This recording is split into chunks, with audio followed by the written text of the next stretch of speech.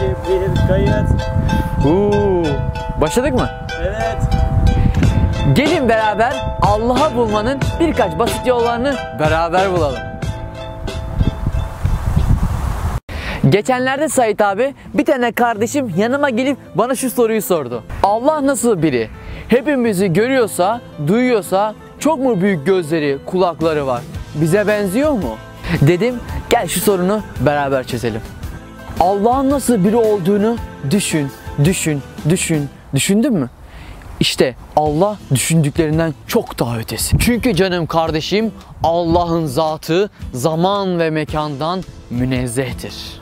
Allah'ı tanımak istiyorsak onun kainat üzerindeki esması ve sıfatlarını görmek lazım. Basit bir örnek verelim. Düşünün, bir marangoz ne yapar? Masa yapar, sandalye yapar, dolap yapar. Peki bu saydıklarıma hiç benziyor mu? Ya da masa dile gelip hacı ben bugün depresyondayım, bugün üzerime bir şey koymayın. Ya da sandalye neden beni dört ayaklı yaptın diyor mu? Demez, diyemez. Öyle bir hakkı yok. Çünkü canım kardeşim bir sanat sanatkara benzemez.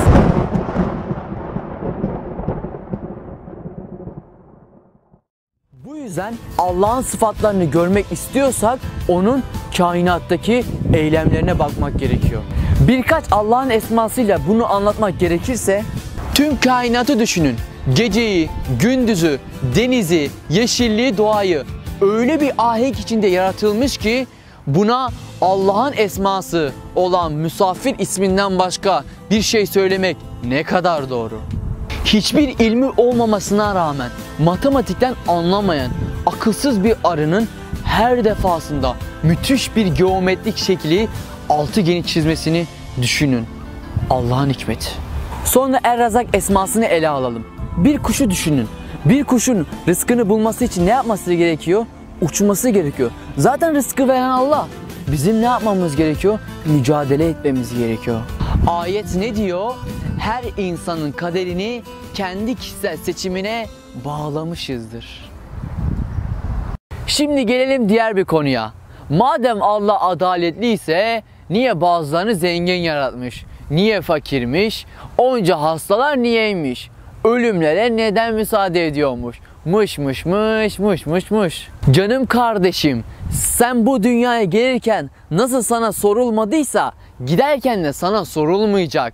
Bu hayat benim diyorsun ya, o zaman uymamaya çalış.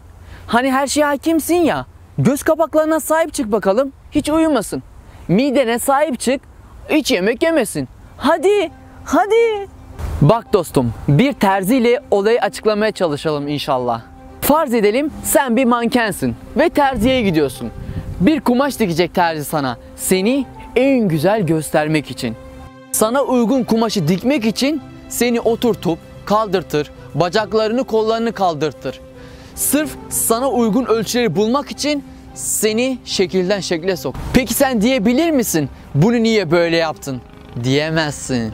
Bir ceketin ortasından bir dikiş geçiyor. Hani normalde bu çok saçma bir şey. Ama ceketi giyince üzerine sportif ve çok hoş duruyor. Aynen de böyle Allah bazılarımızı zengin yarattı. Fakir yarattı, hasta yarattı.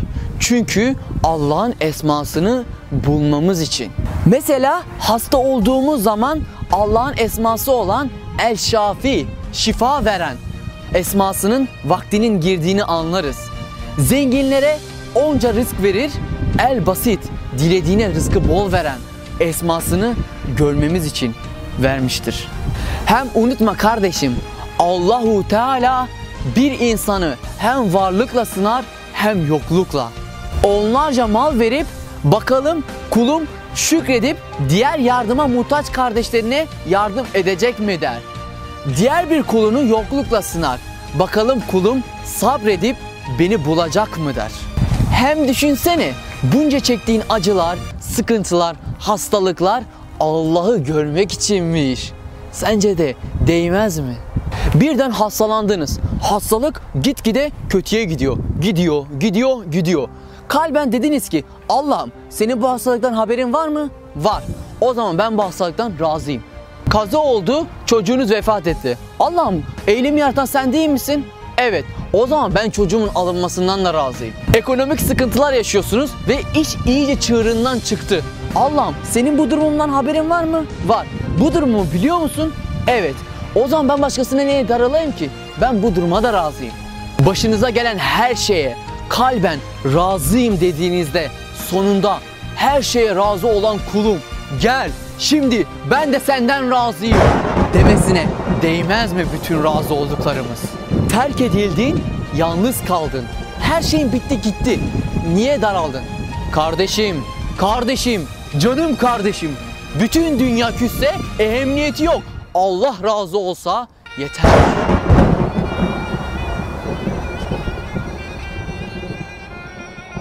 Bu yol Allah'a gider güzel kardeşim. Bu yolda bir tane daha kardeşliğimize ulaşmak için kanalımıza abone olup paylaşıp yorum yapabilirsiniz.